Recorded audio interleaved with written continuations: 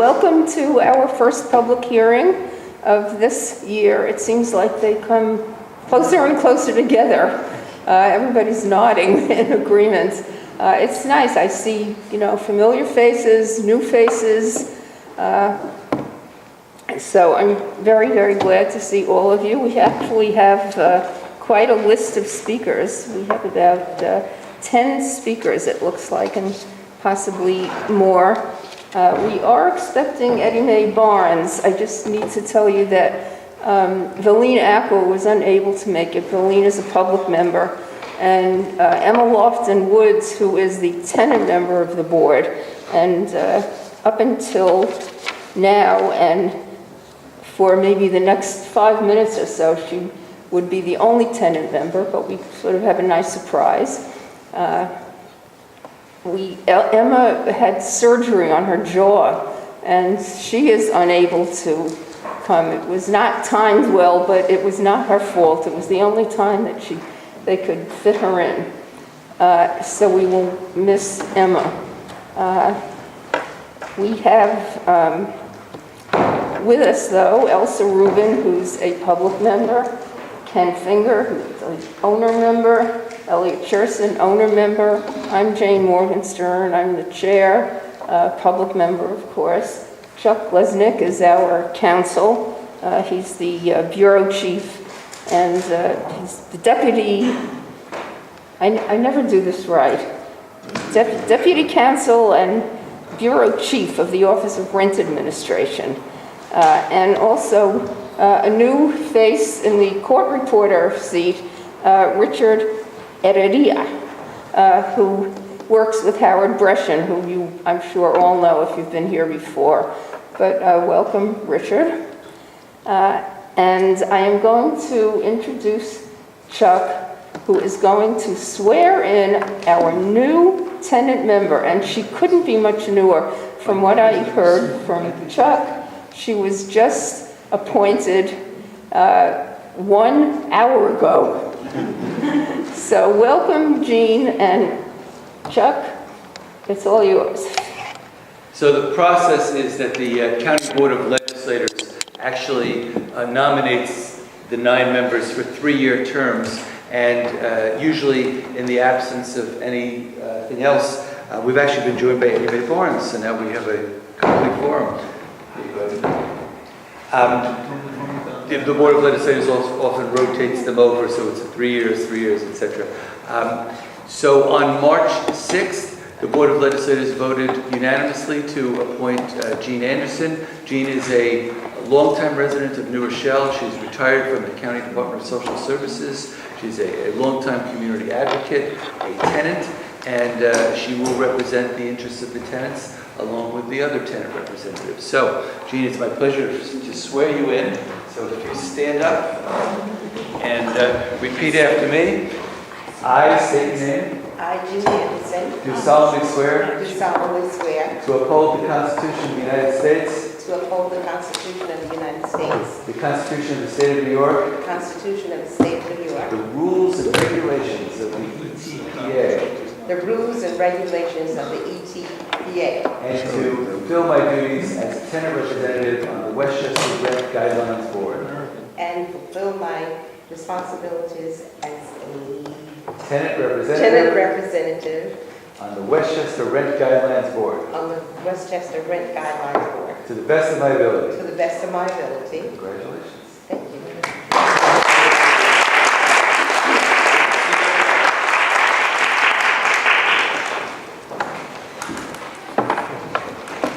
Just for informative purposes, the Board of Legislators is also considering a vacancy for the public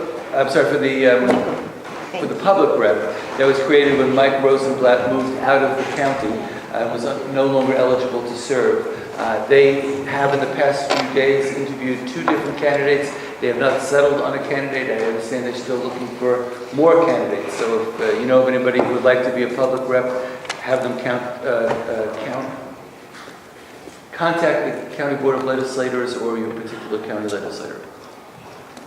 Thank you, Chuck. It's time to proceed with the testimony from members of the public. How many minutes did I meant to ask you that 3. earlier? 3 minutes. 3 minutes. Yeah. This is a public hearing, as I didn't say before, to listen to testimony from the public concerning the rent guideline for leases that will commence between October 1st of this year and September 30th of 2018. We have a sign-in sheet. If anybody wants to speak but hasn't signed the sheet, please come up now. I've tried to alternate to the extent possible the owner representatives, tenant representatives. It's 3 minutes, as Chuck reminded me, for individuals, and for people representing organizations, we tend to give them 5 minutes. It's reasonably flexible, but not very flexible. You can finish a sentence. So the first speaker is Tenant Representative Joyce Ayers. And don't sit down when you finish speaking. It's possible that the board members may have a question or a comment for you, so don't rush away from the podium. I promise I will. Joyce Ayers. Joyce Ayers. Is the mic on? Can people hear me back there? No? It should be on. You may have to lean into it. It's on. Turn it on.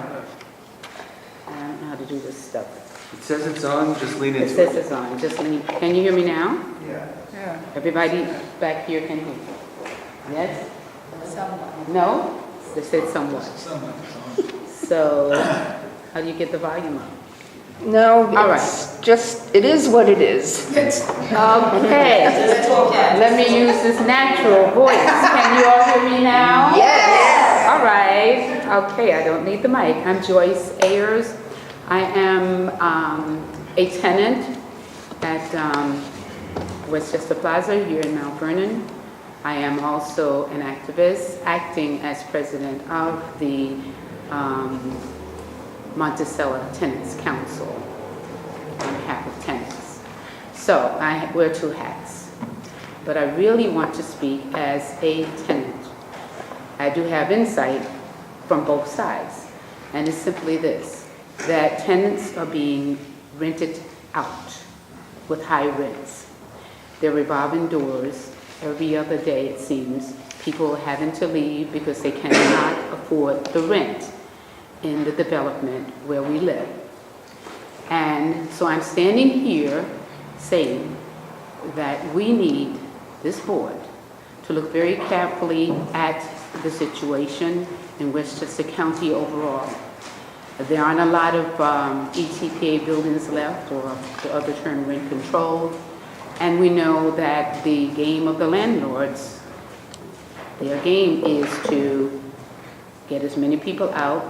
One of the key things is this so-called preferred lease that they have the privilege of giving people who don't know what it means. They come in, they need an affordable apartment.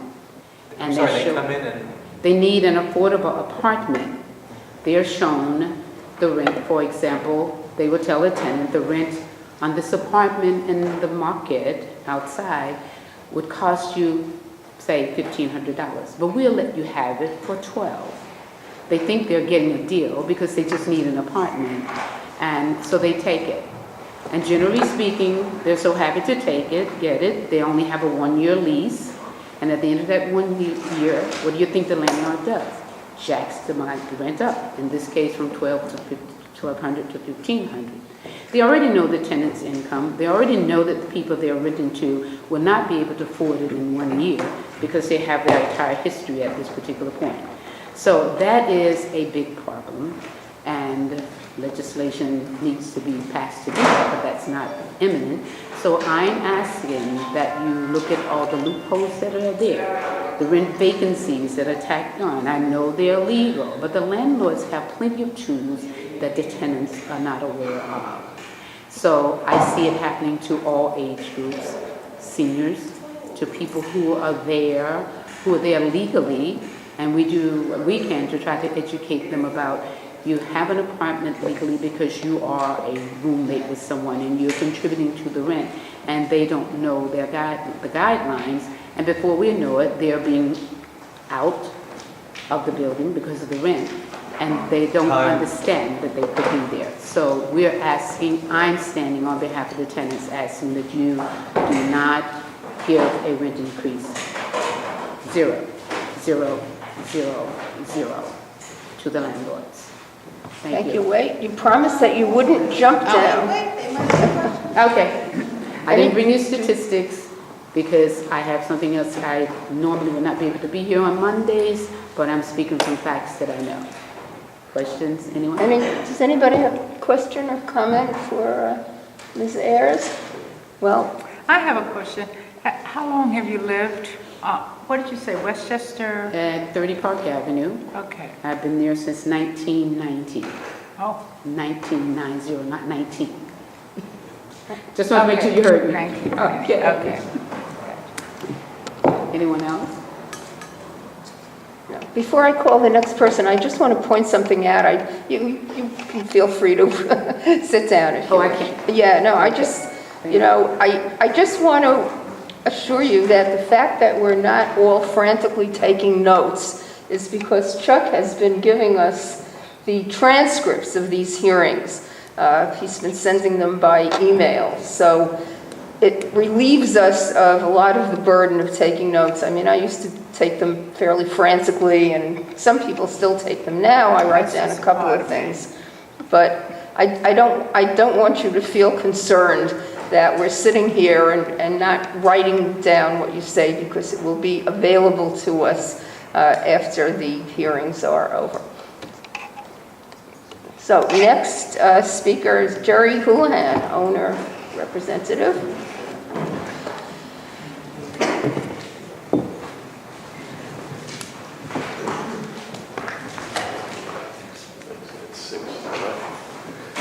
Good evening. Oh, it's not on. It's Yeah, it's not on. theoretically on. Okay. They're addressing the board. Virtually. So, I am Jerry Houlihan. I'm a longtime member of the Apartment Owners Advisory Council who's been involved in these hearings and deliberations for many years.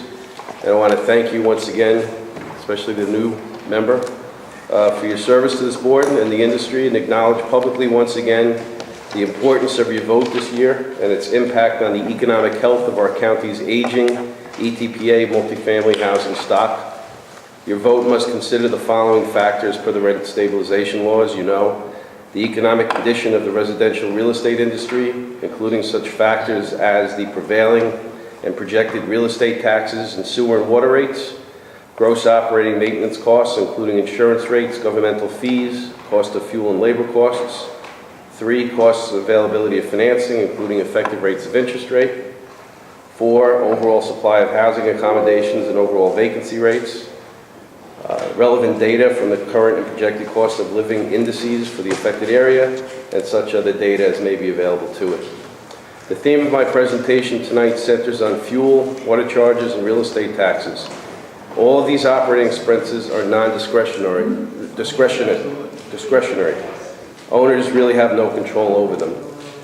Real estate taxes are the largest expense out of the 10 expense items shown in your DHCR operating and maintenance surveys, which I think you'll be getting later this week. The real estate taxes typically comprise between 15 and 20% of the total operating expenses of an ETPA apartment building. And it is really the only expense, as it is with water and sewer costs, which never decrease or stay the same. They always increase. With the county's 2% property tax cap now in effect, municipalities look to increase other items such as refuse removal or permit fees and the like. The fuel costs in New York City, according to the 2017 Price Index of Operating Costs, which I handed out, the PIOC, has increased almost 25% from last year, 25%. Natural gas and oil both have been more costly, and our winter here in both New York City and Westchester had been colder than the prior year. What's also noteworthy is that the total PIOC has increased 6.2% from the prior year in New York City, 6.2%. That's the basket of goods, they call it, which kind of compile all the operating expenses to operate an apartment house. 6.2% it increased from last year in New York City. So just to conclude, I'd like to say the solution to affordable housing is not to restrict rents, but to build more affordable housing. It's incumbent upon municipalities and the government to assist real estate developers in the building of such affordable housing. For an elected official to request that the Rent Guidelines Board pass a 0% rent increase as a solution to affordable housing is irresponsible and demonstrates a lack of insight. Tax incentives, grants, and the loosening of laws that prevent development is the correct way to address affordability. The more restrictions that are placed on rents and on owners, the likelihood our buildings will become rundown and dilapidated. Housing stock subject to rent regulation under the ETPA is on the average 75 years old, with most of these buildings built in the 40s and the 50s. Some of these buildings are over 100 years old. Discretionary expenses like repairs and maintenance and labor costs will not be done by owners. They won't take care of their buildings if they get a 0 or a 1% increase. Owners will be forced to not spend on this, and when rents are pinched or frozen through rent regulation, and the result will be dilapidation and blight. Thank you for allowing me to speak. Thank you. Any questions or comments from the board members? Well, thank you, Jerry.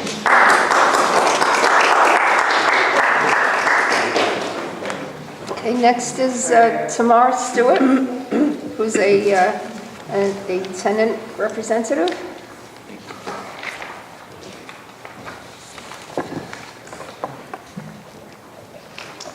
Good evening, board members, advocates, and my fellow citizens. My name is Tamara Stewart, and I live at 30 Park Avenue in the Westchester Plaza complex here in Mount Vernon. This important hearing is being held for the purpose of helping the Westchester Rent Guidelines Board determine the appropriate rate of rent increases on 1- and 2-year lease renewals beginning in October. I want to start by thanking the board for providing much needed relief to tenants last year by adopting low rent increases. I also want to thank the board for inspiring Westchester Plaza tenants to seek redress from DHCR for years of neglect at our complex. As a result of our efforts on our own behalf, DHCR ordered rent reductions for 416 out of 688 apartments in our 4 buildings. The rent reductions have provided much needed relief for many of my neighbors, and more importantly, long overdue repairs are finally being made to our home. A copy of the article I authored on this subject from the March 2017 issue of the Mount Vernon Inquirer is attached for your convenience. Rather than resting on our laurels, a number of Westchester Plaza tenants are here tonight to ask you to freeze rents for upcoming renewals. Many of us remain rent burdened and are paying 40%, 50%, or more of our take-home pay for rent. Since the beginning of this year, I lost about a dozen neighbors just from my building, all of whom cited high rent as the primary reason for their departure. Management at our complex continues to act aggressively to evict tenants and increasingly refuses to acknowledge tenant succession rights in an effort to turn over apartments to increase profits. Meanwhile, the owner is in criminal court with the Mount Vernon Building Department for, quote, defective, deplorable, unsafe, and dangerous conditions, end quote, in both of our parking garages, which the owner has ignored for decades. Tenants throughout Mount Vernon and Westchester County are still struggling to pay rent, take care of our families, and meet our other financial obligations. Many of us have been overpaying for years, and we deserve rent relief. Please, I urge you, pass 0% increases for the 2017-2018 renewal period. Thank you in advance for your thoughtful consideration. Westchester tenants are counting on you to do the right thing. Thank you. Are there any questions or comments for Tamara? I mispronounced before, and I You apologize. got it right this time. Well, I have a question. I don't know if you'll know the answer. You mentioned that a number of people in your building, tenants in your building, have left because they couldn't afford to pay the rents. And just generally speaking, do you have an idea of what their rents were and where they went to get better rents? A couple of people I know actually left New York altogether. I know my upstairs neighbor, she retired, she headed south. A couple of other people headed south. I know a few other people found something elsewhere. But I mean, there are tenants in my complex that are paying $2,000 a month or more for rent. And, you know, what Joyce was saying about a lot of the units that are being rented, and a lot of the turnover is among newer people because they're bringing them in on the preferential rents. A lot of people don't understand how to read their leases. They come in, you know, being able to maybe manage what they come in at, and then after the 1 year is up and they go to renew, they're getting hit with $100, $200, $300 more to renew. And then they say, well, I can't afford this. I have a couple of neighbors that actually left and bought houses because they said that the mortgage was less than it was to pay the rent. So there's a combination of reasons, but uniformly it's high rent that's causing people to leave and turn over. Not that they don't like the accommodation or the place or the location, it's the rent, is what people keep saying. Thank you. Anybody? Thank you, Thank you Tamara. all.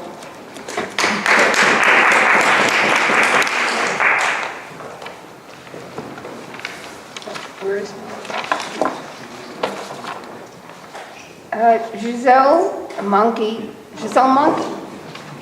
There's a hyphen there. I was going to say Giselle Monkey owner, but that's not your name. Hi, I hope I can speak loud enough. I have a very good voice. Okay. Good evening, all greetings to all board members. My name is Giselle Manke. I'm from Boca Realty, and also I'm a member of the BRI.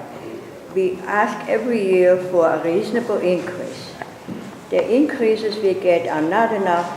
It does not compensate for the enormous expenses besides the taxes, water, insurance, and heating. I am talking mainly about upkeeping the property. The property, we're having severe problems. I'm only talking as a small landlord. We are talking about keeping up the property where the people destroy it, okay? And also, there are legal fees, there are evictions. We come every year with the expenses of taxes, water, but there are many, many more expenses. There are many, for instance, legal fees, and then also if somebody moves, the apartment has to be renovated, they're leaving it in deplorable conditions. We have vandalism. We experience enormous place. Okay, we want to make the place livable, okay?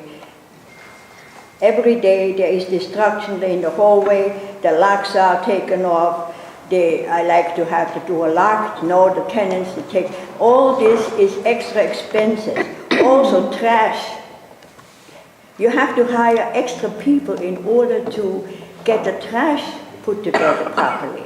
And these extra expenses also keep the property nice, the building needs to be, certain things have to be renovated. That's not in the budget. So if we get very little increase, we can do nothing. And then of course you're going to have slum all over the place like in the 70s. So if we get a decent increase, we can take care of all the extra expenses. For instance, in my house, for instance, one of my buildings, the door lock is broken every day. Now, who is paying for that expense? That's another additional expense every day to add. There's very little profits then on the very end. We hope the locks. We are for We ask for a decent increase so we can keep the neighborhood in good condition. And that takes money. And I would like to ask you to be kind enough to think this over carefully, not just the gas and the oil but there are many, many other expenses, and I would really appreciate if you think it over very carefully this year. Thank you very much. May I ask you a question? What do you consider a decent increase? Pardon me? What do you consider a decent increase? I would say about 3%, 2-year. I would imagine a 2-year would be like 5%. And I tell you, right here in this town, last year, we had a 6%. Would you say that again, because you said... Tommy?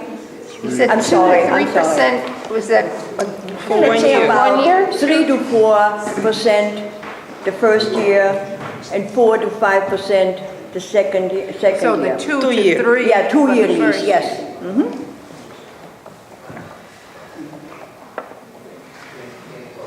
Thank you. Okay. Okay, thank you. I thank you very much. Thank you Thank very you. much for listening. Thank you.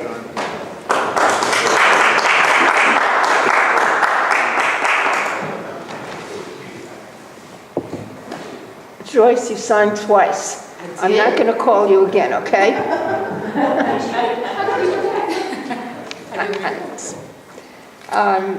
Okay, I'm not going now in order of the people who signed up because we have a bunch of owners and a bunch of tenants. So we just had an owner representative, so I'll call the next tenant representative, Janie Grant. Am I correct?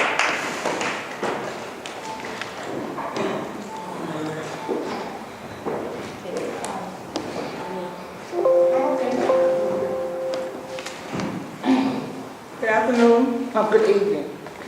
My name is Jamie Grant. I live at 30 Cottage Avenue. One of the landlords got up and said that they have to pay the fuel bill. I understand that, but when they pay the fuel bill, they are supposed to give you good heat. All winter, we had no heat hardly. Then he spoke on about the property needs to be fixed.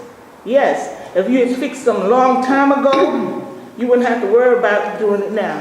And the young lady just spoke and said that she had to pay for somebody to clean up the property. When you rent a property to someone, you are supposed to go in and have a walkthrough the first time. Then when they leave, you walk through then you charge that person for that. You don't put it on the tenants that's there. Because we live there, we still supposed to have a clean environment. I'm a senior citizen. I cannot walk up no 4 flights of steps. The elevators, they're not working right sometimes. Sometimes I almost fall down and break my neck because the elevator is up and down. So if they are supposed to keep the buildings clean and whatnot, they keep the building clean and whatnot. But I'm recommending that we have a 0%, 0%, 0%. Thank you.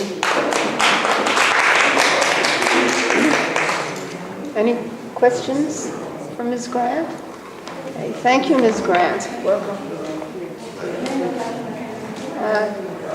Matt Prasanas. Who here? I'm back. You're back. Good evening. You may or may not remember, my name is Matthew Persanis. I'm Labor Counsel for the BRI. I'm here tonight to give you some statistics. Why don't you just tell us what that is, especially for the benefit of our sure. newest member who may not know all of these Sure. acronyms. Sure. The Building Realty Institute is what's called a multi-employer bargaining group. It's kind of a union of owners. They get together to bargain one contract with the union, which in this case is Local 32BJ SEIU. Local 32BJ has approximately 85% of the buildings in Westchester County under their auspices. So there's one contract that covers almost all the buildings. This contract is negotiated every 4 years. We're currently in the third year of a 4-year deal. And I'll give you a little reminder. Last year I came and testified in wages, there was a 2.5% increase. This year it will be 2.4%. And on the outset that sounds great, it's going down. But unfortunately, when it goes down in wages, it usually goes up somewhere else. And this year the health coverage, last year there was a 3.5% increase. This year it'll be 3.7%. The pension, you may or may not have heard, in the last 10 years, union-sponsored pension plans have been in a lot of trouble.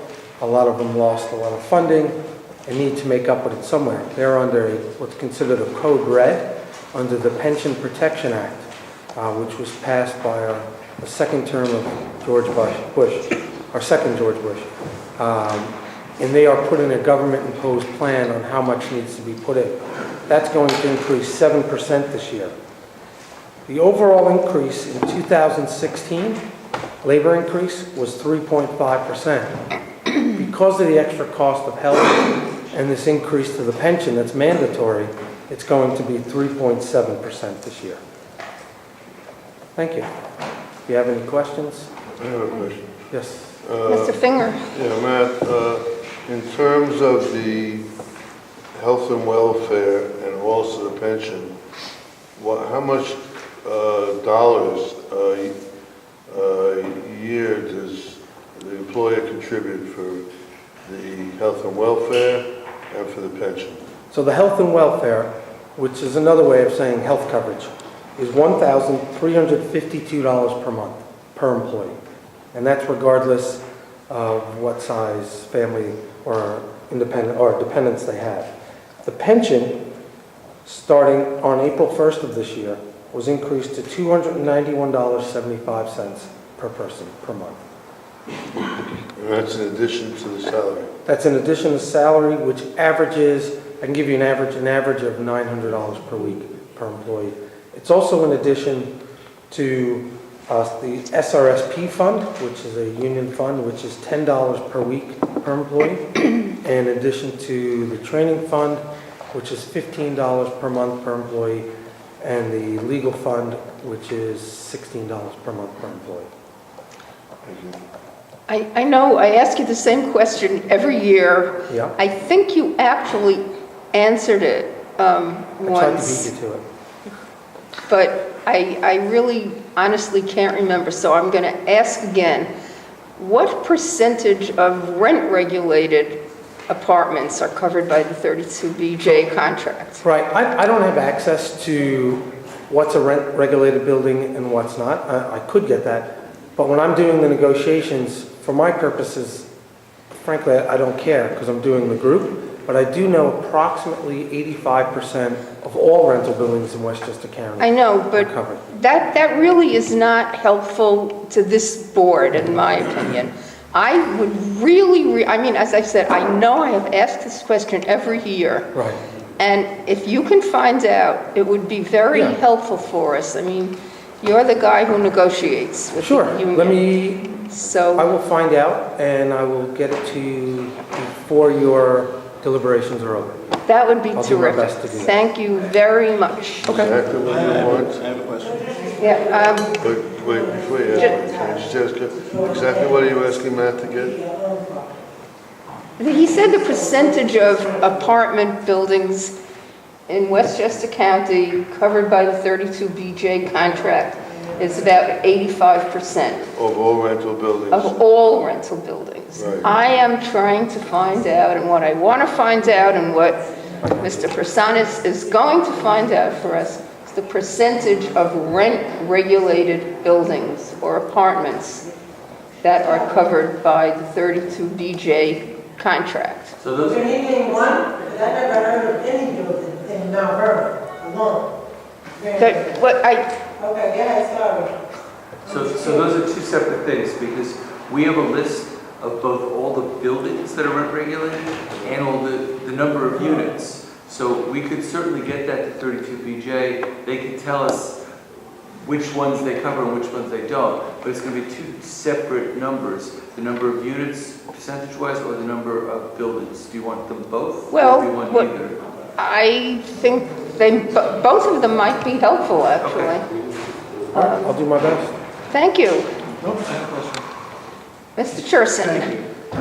Just want to make sure I understand. You're saying that the health coverage is per person per month, right? Correct. That's $13.52 that the landlord contributes, Correct. and for the pension, it's $291.75 per Correct. person per month. So my math is correct, that's $16.43 times 12, so that's $19,716 per year per employee. Correct. Is that correct? Is that a minimum? That is the number. That's It doesn't vary. It stays the same? Correct. It doesn't vary? Right. Per year, it'll stay the same. Per year. Each year it goes up. So if a building has a superintendent and 2 porters, Multiply that's that. $60,000. Correct. 20, the rounding of 20 times 3. Yeah. Thank you. Anybody else? Thank you very much, Thank Mr. you. Prasanna. Starting my homework. Debbie Smith? Is Debbie Smith here? Ah, there she is.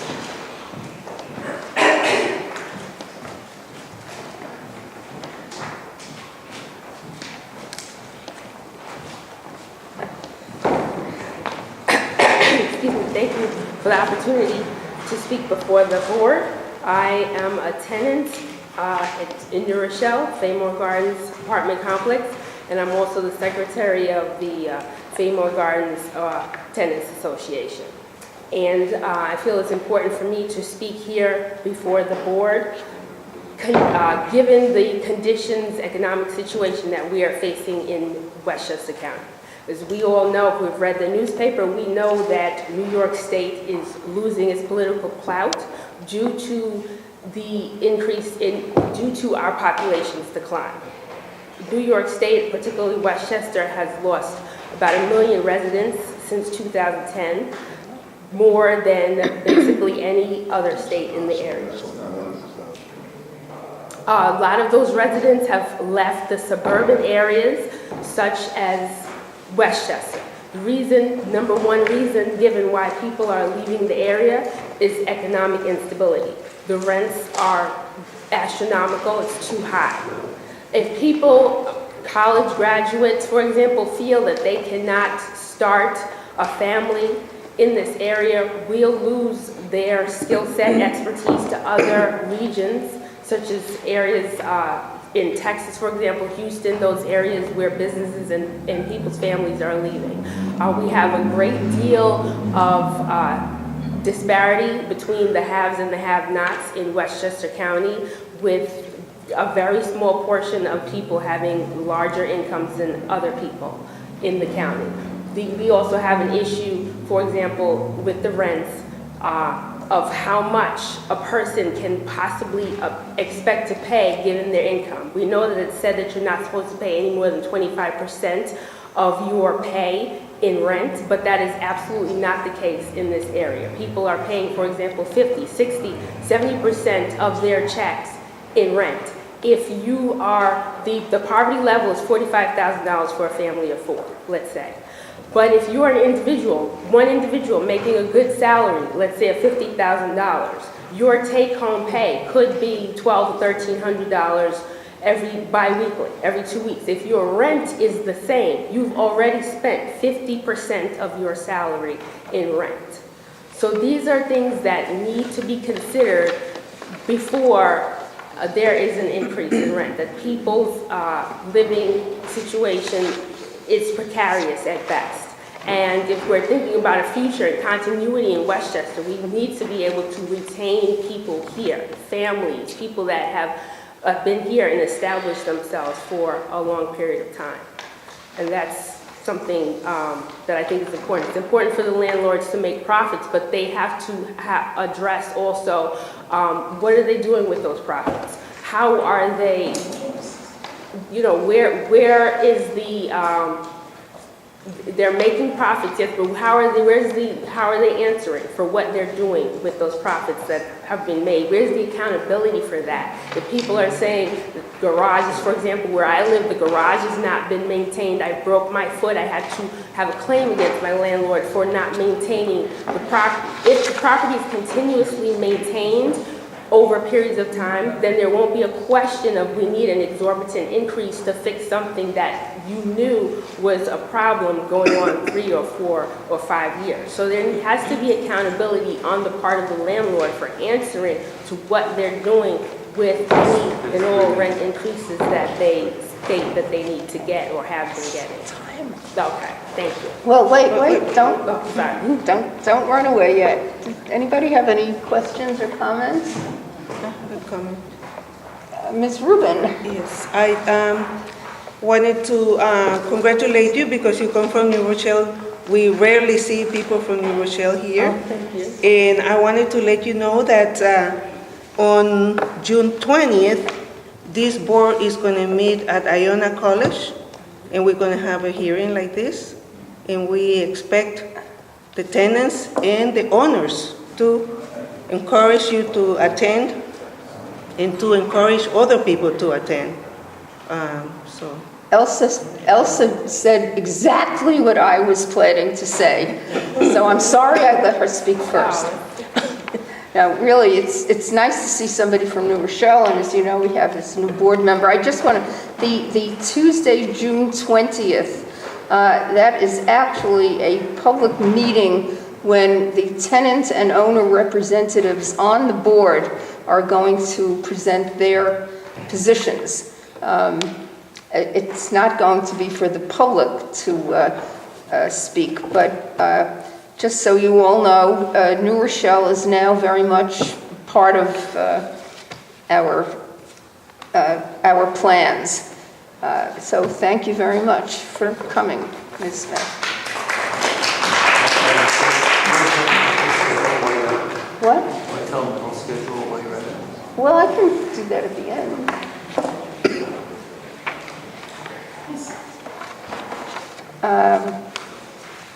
Okay. Howie Ravikoff.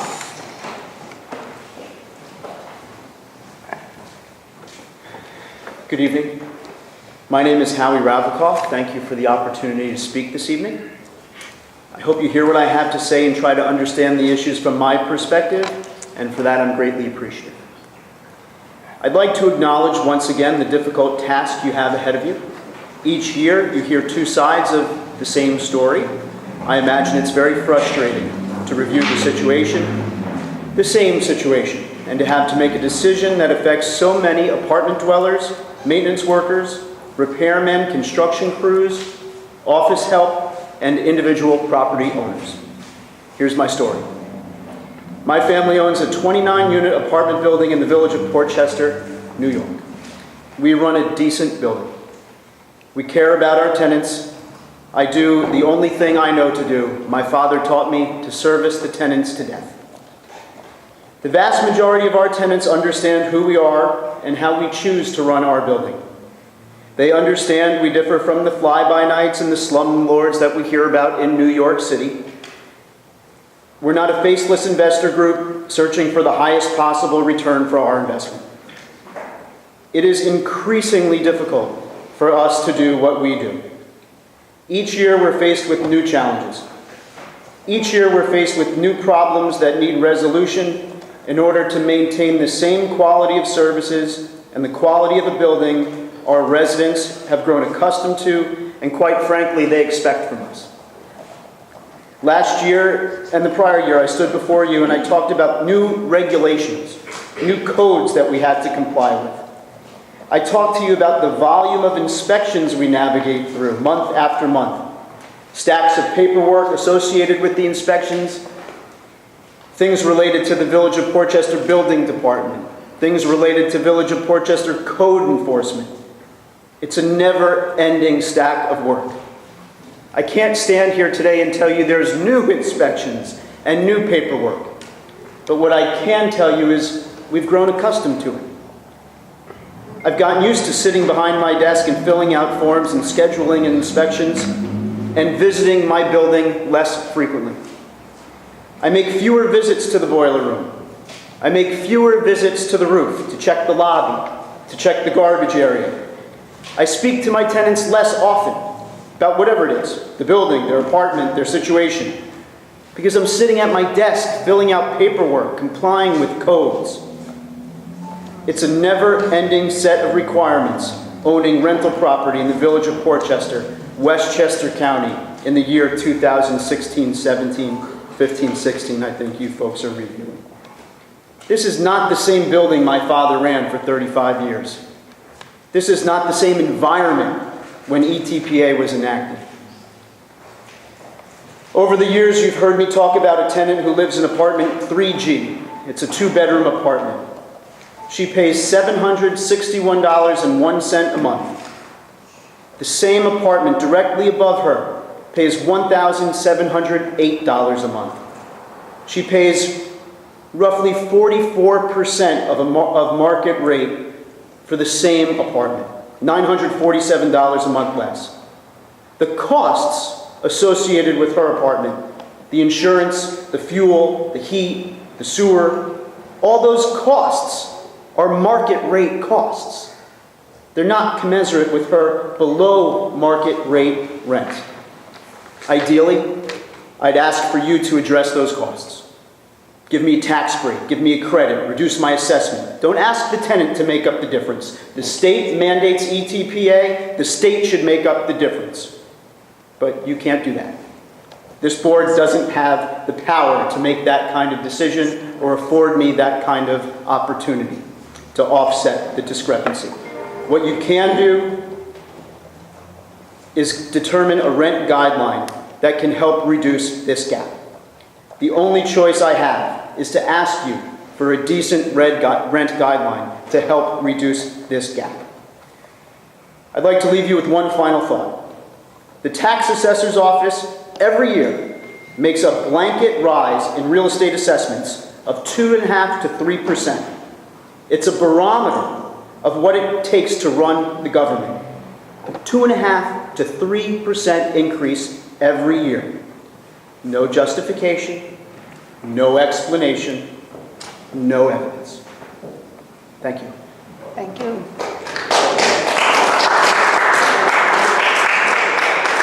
Any questions for Mr. Ravikoff? Do you have any full-time employees in your building? We don't have full-time employees in this building, no. We have full-time employees in the office, taking care of paperwork. Are any of them covered? I'm not sure if they, even 32BJ covers clerical employees, but No, I don't do believe you have so. anybody who's covered by the union contract? No, ma'am. No, okay, thank you.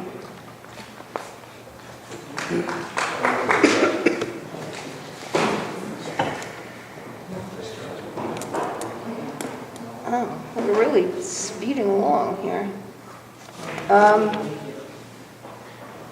Ray Palmer. Ray Palmer?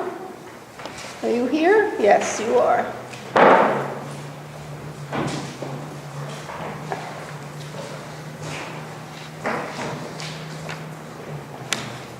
Good evening. Ray Palmer. I'm a tenant at Williamsburg, in the Williamsburg building at Westchester Plaza.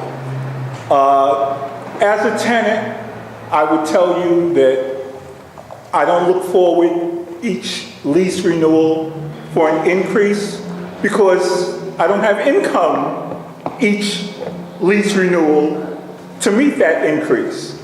That increase is coming from money that I would be spending elsewhere.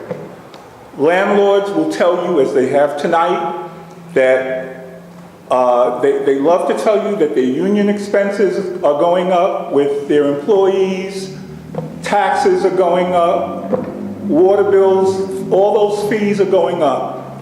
But let's understand something. Put the tenants aside, put the landlords aside, and look at what they're doing. A building is a business. And when these buildings are built, we have an example on 3rd Avenue, right there at Hartley Park, new building just built. They had to come around and figure out what the apartment rates are going to be for that, the apartments in that building. And the real truth is that the operating cost for that building it should be covered by about 80% of occupancy. Anything over that is gravy. I'd like for you to look at a lot of these new buildings. We have them in New Rochelle, here in Mount Vernon. How were those apartment rates set? They talk about market rate. Market rate, I argue with my friend that's a realtor, it's as much money as you can take out of somebody's pocket. That's market rate. Has nothing to do with the cost of running the building. And if a building runs at 80%, that includes repairs, maintenance, keeping it up to snuff. When they don't pay to keep it up to snuff, that money's going in their pocket, and they're actually running the building on 70% of what the rent roll could be. So that, landlords crying, costs are going up. Those things were factored in to the business of running apartment buildings. All right? And when they don't pay for maintenance, and every 15 to 20 years they have to have a major capital improvement that's getting paid for by the tenants, including the cost of the loan that went into that. But when that loan is paid for, the tenants are continuing to pay that extra money, which is going in landlords' pockets. Okay, we all talk about we don't have enough money to rent, and you see a lot of us leaving. The state has records of what the turnover is. But the landlords are making money. I don't think that what makes or breaks the business of running apartment buildings is their tenant increase on new leases each year. One landlord just said the same apartment, All right, 2 different I'm going to floors. assume you have a semicolon, so we'll let you finish the $300 sentence. difference. Well, one apartment, he's getting $300 extra bucks for the turnover. Wait, before you sit down, there may be questions for you. Let's look at the Comments? business. Questions? Apparently not. Thank you, Mr. Palmer. You're welcome.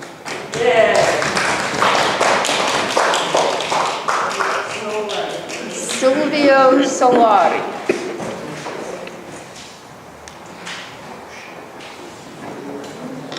Good evening, and thank you for allowing me to speak tonight.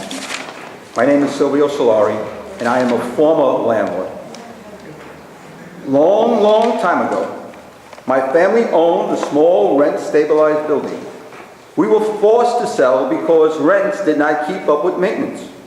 When tenants were no longer happy with cutting back on services, we were no longer happy because our investment was not paying off, and we knew it was time to sell. Over the last 30 years, I bought non-rent stabilized buildings and did much better. Those also have been sold because being a landlord is very stressful, and there are better opportunities elsewhere. There are two expenses that are never factored into a landlord's calculations and are never calculated by the Rent Stabilization Board. Those factors are time and stress. A landlord spends a great deal of time trying to resolve problems with their property, and that time is never calculated. They're not like lawyers who every time they put a name down, it's 1 minute, $50. Whatever time they spend, they don't calculate. One might argue, why don't you let a management company handle everything? That is not an option for a small landlord who might just own 1 or 2 small buildings. The next factor is stress. How do you compensate for stress? How do you compensate for illness related to stress? Being a landlord for over 30 years, I can tell you that being a rent-stabilized small owner is not worth it, especially when rent increases don't keep up with expenses. There are some on this board who would argue that landlords should just sell their buildings if they feel they are not making a good return. Most rent-stabilized landlords do not want to sell for reasons which have nothing to do with economics. Many of our landlords are recent immigrants. They only understand land and will only invest in what they know. They don't trust nor understand other investments, so they wait for things to improve. Another reason why landlords don't sell is because many of the rent-stabilized buildings are owned by the children and grandchildren of the original owners, and they struggle to hold on to the dream that their ancestors created. Those landlords have a hard time letting go of family dreams and memories. As you listen to the presenters who speak, they will fall into one of those two categories. However, if rent increases are not fair at a certain point, they will have to sell. And there are vulture investors waiting in the wings who will swoop down and pick up the rent-stabilized buildings and attempt to make a profit by getting rid of long-term rent-stabilized tenants, and in some cases destroying the building because the building is worth more vacant. Could you ever imagine that some of your decisions have resulted in a building being worth more vacant than occupied? We need to give fair guidelines in order to preserve affordable housing and give those honest, hardworking landlords a chance. If not, these buildings will be bought by one of those unscrupulous investors. I don't think anyone here wants to see this happening in our community of Westchester County. Let us work together to keep our hard-working good landlords and preserve affordable housing. You need to give fair guidelines. Without fair guidelines, good landlords will not be able to maintain and keep their buildings. Thank you. Thank you. Board members, any questions? Thank you. Okay, thank you. Mr. Solari. Last but not least, Dennis Hanratty. Are you still here? 5 minutes or less. Madam Chair, rest of the members of the Guidelines Board, my name is Dennis Hanratty. I'm the Executive Director of Mount Vernon United Tenants. Thank you for giving me this opportunity. And most of all, thank you for last year's guidelines. I mean, the courage you guys showed in passing the 0% was, well-deserved, and it was appropriate. And amazingly, the sky hasn't fallen because of those 0% guidelines. We're always told of 0% guidelines, everybody's going to run away, everything's going to fall apart. Nothing's falling apart. Because the reality is, I say every year, is the biggest increases the landlords get is not due to renewal guidelines, it's due to vacancies. And I'm sure the schedules, when we get those, are going to prove that again, as they do every year. The landlord's real big money is the vacancies, turning over things. I want to put a little stuff in the context since we don't have the schedule. Report here, homeless shelters and homelessness in New York State by the Office of the State Attorney General. New York State has had the largest increase in homeless of all the 50 states from 2007 to 2015. Rose 41% from 62,000 to 88,000. And how does that happen? It happens all because of higher rents. And this board has got to take some responsibility in contributing to that. As you've heard from Tamara and other people, people are leaving because they just can't afford it. Now, Tamara mentioned about preferential rents, and I'll get to that also. But I just want to talk to you a little bit about some of the numbers in this report about Westchester. This is exclusive New York City, but Westchester is far and above every other county in the state as far as homeless. There's 4,137 families in 2015 were homeless. There was 11,907 people in those families. And there was, get this, for individuals, there was 59,000 homeless families in New York State, in Westchester County, as of 2015.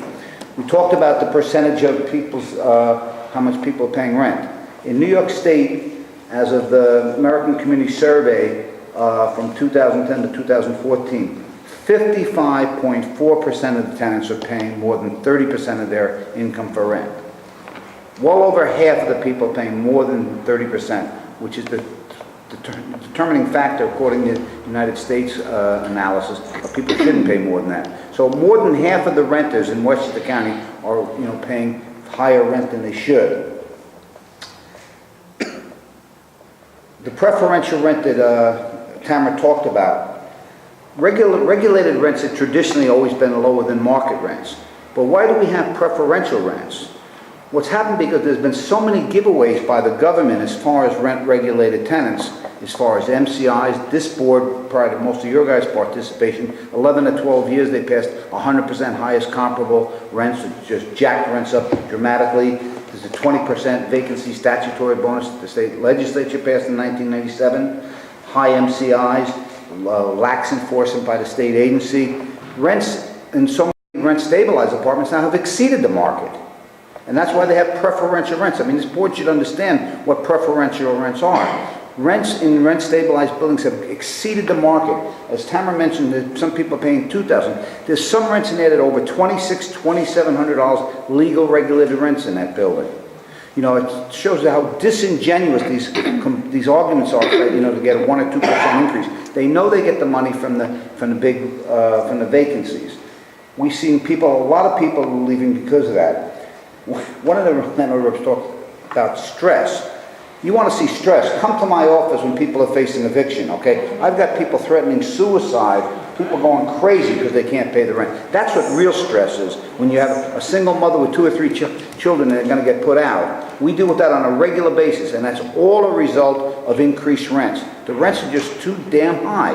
People can't pay the rents. And this board has got a responsibility to recognize that on a socio-political level, that you guys can help keep rents somewhat affordable. I know you can't reduce rents or anything, but you could at least limit some of the damage that's going to happen in the future. The lenders are going to get their increases by the vacancy increases and things like that. That's always going to happen. But at least we can prevent the renewals from further crippling our beleaguered tenants. And I'll have some more stuff to say after we get the schedules. That's it. Thank you, Mr. Hanratty.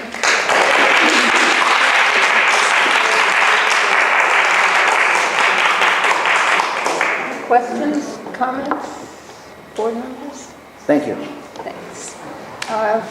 That exhausts our list of speakers unless there's somebody who wants to get up and speak. All right, I think really the only business we have is that I would like to tell you what the next meetings and public hearings are. We have 2 more public hearings. Customarily, we have 3, and that's what we're doing now. This is the first. On Monday, June 12th at 7, there will be a public hearing in White Plains City Hall. And on Wednesday, June 14th, the Riverfront Library in Yonkers, at 1 Larkin Center. That's, of course, at 7 o'clock as well. The public meetings are as follows. Wednesday, June 7th, in the office of the district office of the district rents, Westchester District Rents Office, sorry, at 75 South Broadway in White Plains. There is a public meeting in which the Guidelines Board will get, we expect, the schedules of, the newly tabulated information that's supplied on the forms that the owners fill out and send to the district. And that, the numbers guys come and explain it, and we ask questions and so forth. Will be a public meeting Wednesday, June 7th. That's this Wednesday. This Wednesday. Time flies. Day after tomorrow. What? Day after tomorrow. Yeah, day after tomorrow. And then June 20th, and this is our new exciting venue in New Rochelle. There will be a public hearing at Iona College, 48 Mayflower Avenue, Driscoll Hall, on the 2nd floor in New Rochelle. And as I noted before, that's for the tenants and owner members of the Rent Guidelines Board to present their positions. On Tuesday, June 27th, a week later, there will be a meeting for the purpose of setting the rent guidelines for 1 and 2 year leases beginning on October 1st. And this, we're sort of reverting, I think, to last year and the year before, we had the rebuttals on the same night as the presentations, if I recall correctly. We're reverting to what we did in the past. It was the feeling of the board that people needed more time. So before the rent guidelines were actually set or voted on by the board members, there will be an opportunity for the tenant members of the board and the owner members to rebut the presentations that had been made earlier. And of course, there will be discussion by the board, and then we will vote on a guideline, as we always do. And those are my only announcements. So let me thank you all for coming and sticking it out, and hope to see you at the next meeting or public hearing. And do I hear a motion to adjourn? Mr. Finger? Second. Seconded by Mr. Cherson. You know, these owners just want to get away.